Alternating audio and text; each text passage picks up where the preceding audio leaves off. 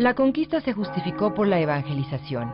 Nuevas almas a salvar para la gloria de Dios. Durante la dominación de 3 siglos, la Iglesia fue la rectora de la moral, las costumbres y el pensamiento de la sociedad.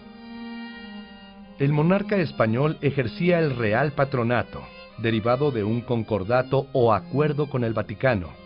Conforme a él, ejercía la administración financiera y fiscal de la Iglesia y la provisión de obispados y curatos. Fueron los frailes los protectores de los indios y los defensores de su calidad de seres humanos, que llegó a ser negada. El papel que las órdenes religiosas realizaron a favor de la salubridad y asistencia durante la era colonial fue inconmensurable. Establecimiento y atención de escuelas, hospitales, hospicios y talleres de oficios. Su cuidado y control de la educación, incluyendo la superior, fue total e incuestionable. Durante los 3 siglos de la colonia, la Iglesia católica adquirió enorme poder y riqueza.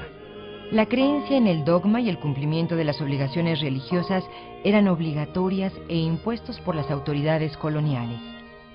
Además, la Iglesia desarrollaba con exclusividad tareas tales como el registro de nacimientos y decesos, matrimonios y adopciones. Había acumulado una riqueza inmueble considerable, resultado de concesiones del monarca, declarado propietario de tierras y aguas de todo el territorio de sus colonias por la bula alejandrina, y de dinero que le entregaban particulares para oficios religiosos a favor de sus almas o como simples donaciones. La Iglesia tenía tribunales propios y podía decidir causas que afectaban a particulares. Los eclesiásticos estaban excluidos a la justicia civil.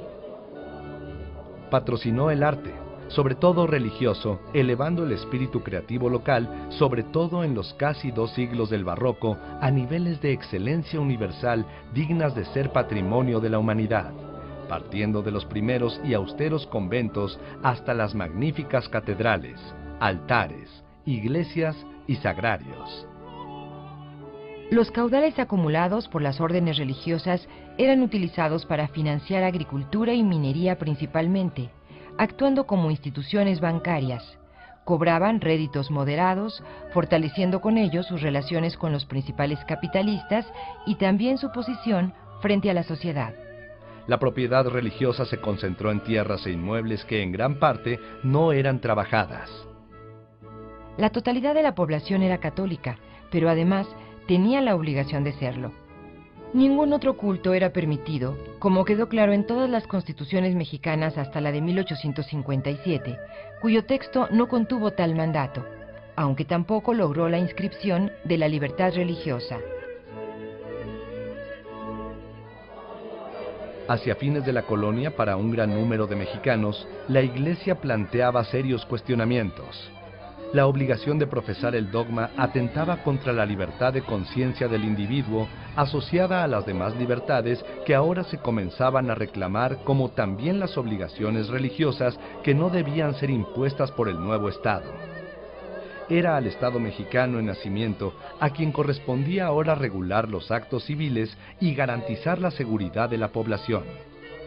Los tribunales religiosos habían de circunscribirse a la disciplina interna de las órdenes, pero respetando a las personas y no extenderse a seculares. Los bienes no explotados de la Iglesia, calificados de manos muertas, habían de ser aprovechados por la nación que buscaba constituir su economía. La Iglesia se opuso sistemáticamente a estas pretensiones y alentó la violencia para evitar su implantación. Las reformas a la Iglesia y las ideas respecto a las libertades religiosas tardaron en materializarse.